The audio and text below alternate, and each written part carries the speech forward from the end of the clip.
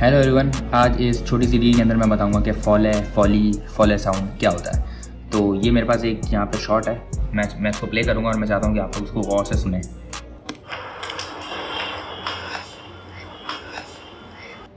कुछ लग रहा है ना मिसिंग सा। मैं बताऊँ क्या मिसिंग है।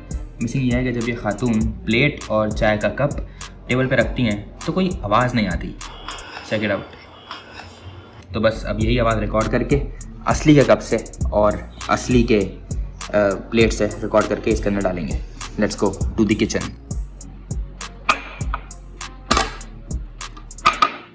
And this is how it sounds like now.